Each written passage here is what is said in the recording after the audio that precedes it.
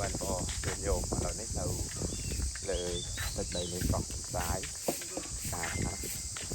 ដោយសារយើងមកលេងកោះផ្សាយមួយយប់2ថ្ងៃយើងមកសិនមិញហើយឥឡូវនេះវាជាទីយើងទៅវិញបណ្ដៅចង់បញ្ជាក់យើងញោមថាគួរតែយើងមកលេងកោះផ្សាយឲ្យបានម្ដង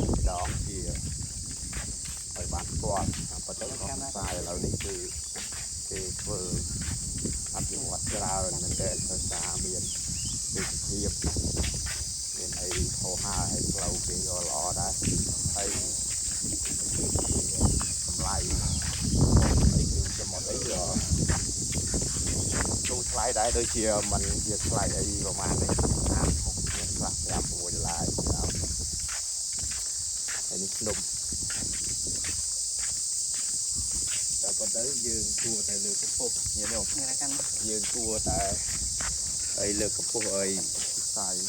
វិស័យទេសចរនៅក្នុងស្រុករបស់យើងឲ្យបានច្រើនគឺជាក់ថាមានយោមួយចំនួនធំ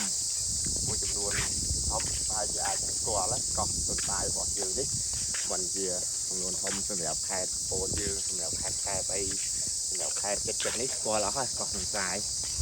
តែសម្រាប់យាយតាញាតិញោមអីបងប្អូនអ្នកខេត្តឆ្ងាយអត់ទាន់ស្គាល់គួរតែជួយមកលេងឲ្យបានម្ដងព្រោះនេះវាជាកោះរបស់យើងនៅក្នុងដែនដីនៃខេត្តកែបណាកោះខ្មែរជាចុងក្រោយសូមបញ្ជាក់និងចម្រើនពរញាតិញោមបងប្អូនថាគួរតែមកលេងឲ្យបានច្រើនដើម្បីមើលអំពីការអភិវឌ្ឍវឌ្ឍនភាពរបស់ស្រុកទេសយើងហើយនេះញាតិញោមនេះมันខ្លះបន្លែអានេះស្របរញង